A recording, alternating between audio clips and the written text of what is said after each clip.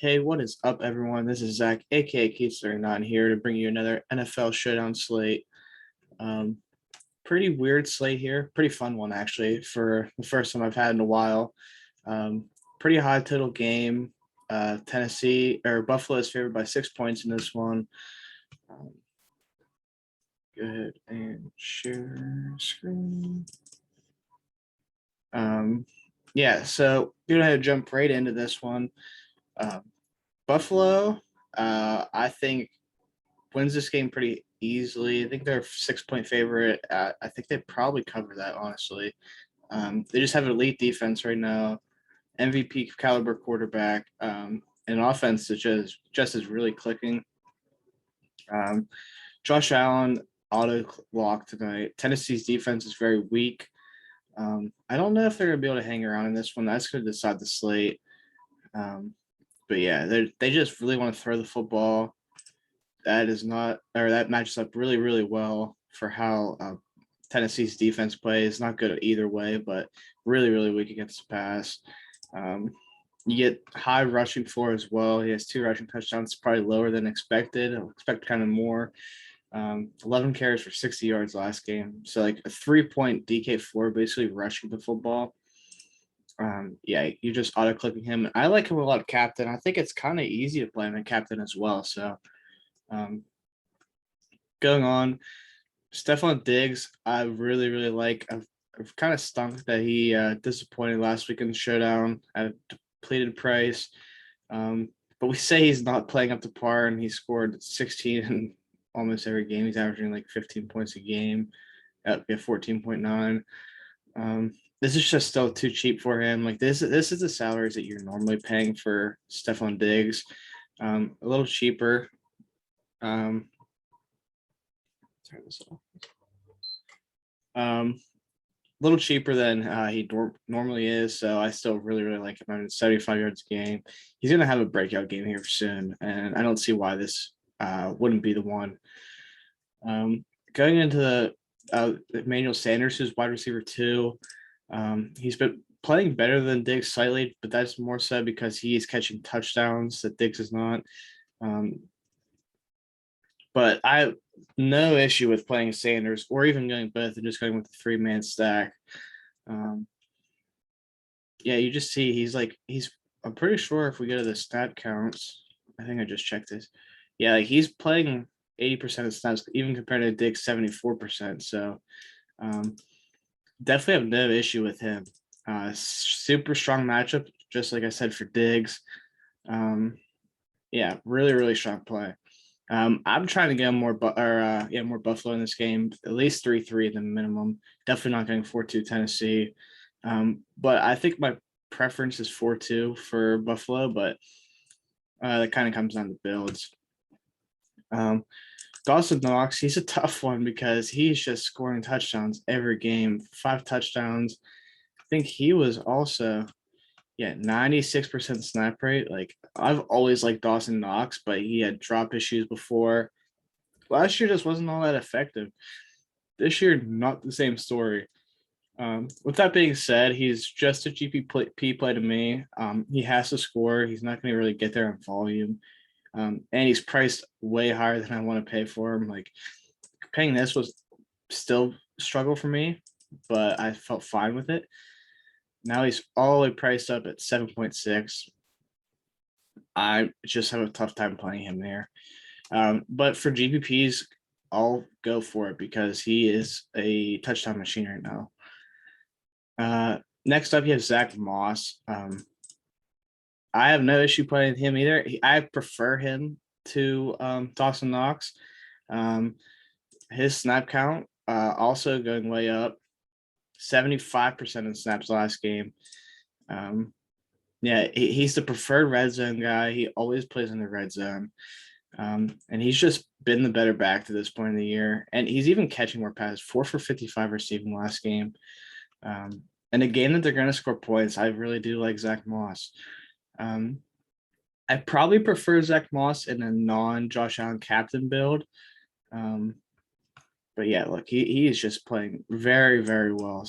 16, 16, 12, 12. Like it's 7K for a running back like this. It's really tough to beat that. That being said, I'd probably say all this, and Devin Singletary will end up dominating the snaps. But yeah, like he's getting double-digit carries still. They're not throwing the ball as much as I kind of expected, especially when we saw the first game in the preseason. But yeah, it's really he's not really catching passes right now. So they just prefer Zach Moss. So definitely prefer him as well. Next up, Cole Beasley, who just destroyed me last game. Had so much of him, was my favorite captain option. Really expected a monster game from him. And this is the concerning part. When you go to the snap counts, 39%, 91% to 60 to 66 to 50 to 39. I still think he's a strong GPP play because in games that get shootouts, they really do like him. But he's just been kind of non-existent the last few. But he does have a high ceiling, which is weird. But like he can catch 10 passes any given night. And it's a really strong matchup for him as well.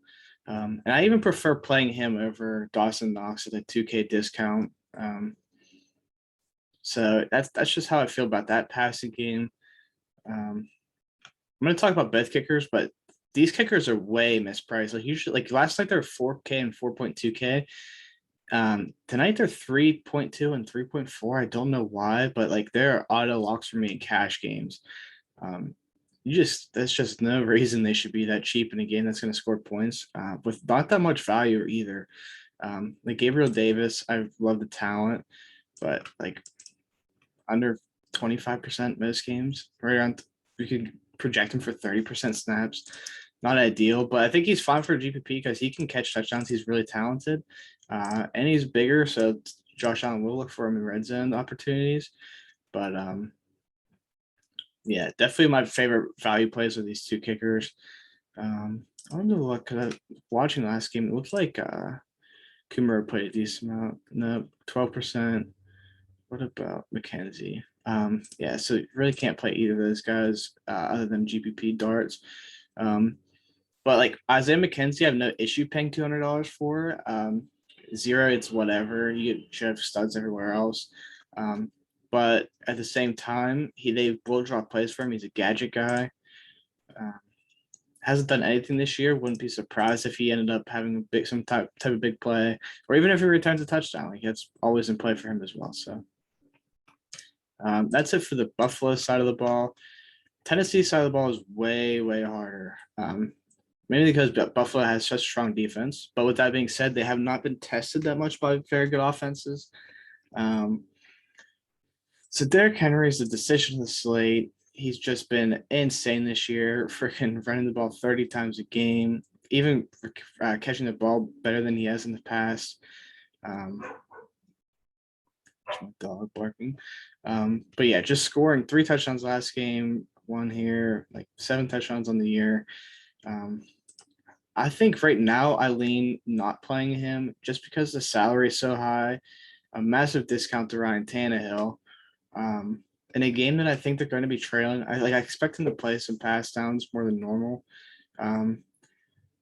But it's just he has to score 2 touchdowns at this price tag rushing and probably get 100 yards, at least 2 of the 3. So it's just tough to pay the salary. And a negative game script. So I really like Ryan Tannehill. This price is too cheap for quarterback on a showdown slate. This is where they're normally at. Now he's at 9.6. He should hopefully have both his receivers back, which he has not had all year really. AJ Brown is questionable with an illness just added yesterday. I'm guessing that he plays. I don't think it's COVID related. So yeah, I think Tannehill's a really strong play here. Going to these two guys, it's crazy seeing these guys priced so low on a showdown.